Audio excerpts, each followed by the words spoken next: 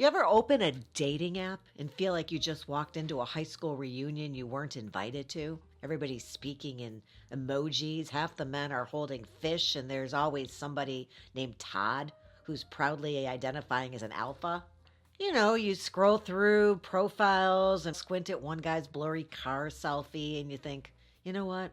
I'm good. I've got books, I've got snacks. Maybe I'll just stay single forever and get really into bird watching. Here's the truth. Dating apps weren't built for us. They were built for people whose idea of flirting is sending a fire emoji. So if dating apps feel exhausting or confusing or just kind of dumb, you're not wrong, but you're also not stuck. Today, I'm going to call out the red flags, decode the tech that nobody bothered to explain, and show you how to stop scrolling like a confused anthropologist and start connecting like the catch that you actually are. I'm not here to call you out. I mean, I will.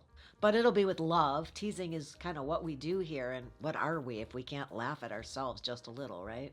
If you're willing to laugh a little bit, learn a little bit, and take the next steps with me, then I hope you'll stick around because that's what's on the agenda. You're not too old for dating apps, but you are too smart to waste time on nonsense. At this point in your life, you're not interested in games. You want clarity. You want good conversation.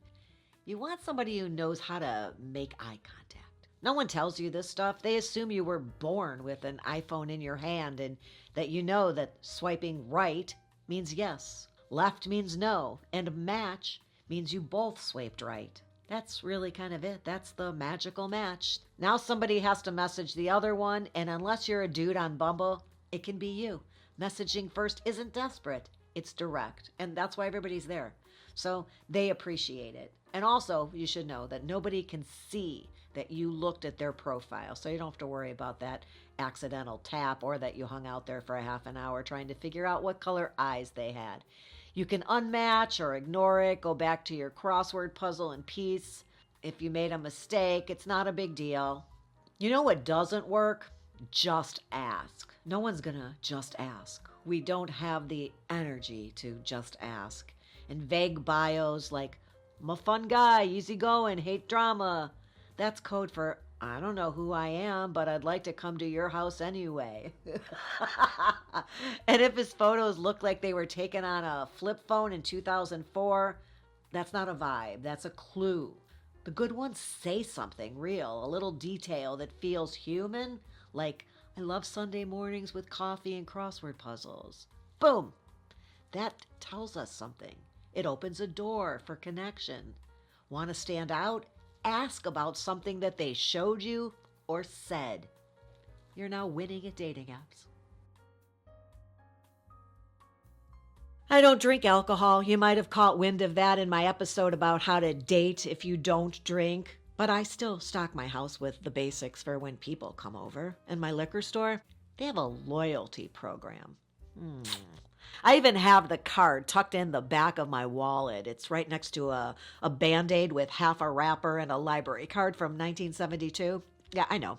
The Band-Aid is probably dirtier than any paper cut I could imagine, but I digress. I was going to say that I have a loyalty program here, too. If you become a channel member, depending on the level, I mean, you might get a pretend cup of coffee and my undying gratitude. I'm serious. That's actually a real tier called Cup of Joe. But there are others too. It's just a way to be a little more connected around here. The join button's right there if you want in. No, right down here to the left. Now you're in the know, so we can get back to the episode. You are allowed to be charming. You are allowed to say hi first. You're allowed to flirt without feeling ridiculous. This isn't middle school. You don't need a strategy. You don't need a best friend to send them a note for you. You just need to be curious and kind and not send a message that says, hey, or hi, actually. That one wouldn't work either. You can absolutely say, hey, you seem interesting. I'd love to know what made you smile today. That's flirting. That's warm, and it's really just not trying too hard. It's normal. If his bio does say no drama, he's probably the whole storm system. If every photo is him and the boys at a tailgate, He may have peaked in 1987. And if somebody leads with high value woman or alpha male, congratulations. You just found somebody that watched 3 hours of YouTube and now thinks that dating is a dominant sport. Those are red flags. But lucky for you, they're waving in broad daylight. You don't have to talk yourself into anything. Hey, you know what? If somebody says that they're stationed overseas and they just need a little help wiring funds, baby, that's not a soulmate. That's a scammer with a script. If his grammar is a little weird, his story doesn't quite add up, and his photos look, let's just say, too good to be true, but like maybe they came out of a picture frame at Target, don't try to figure it out. Just block them immediately. When in doubt, you block. Ask your niece or your neighbor or me. I have episodes all about it. I'll link to them here. And I will personally show up and block him myself if I have to. See, you're not bad at dating apps. You're just tired of them already. You didn't grow up doing this, and honestly, a lot of the people who did grow up with them still suck at them. It's the nature of the beast. You don't need to learn every setting or every feature or every acronym. You just need to know enough to protect yourself and to be findable. And then you can log off, live your life, and only come back when you actually feel like it. That's the new rule, and you make the rules. You're the rule maker now. And a reminder that you're not undateable. You're not too late to the party. You are not behind.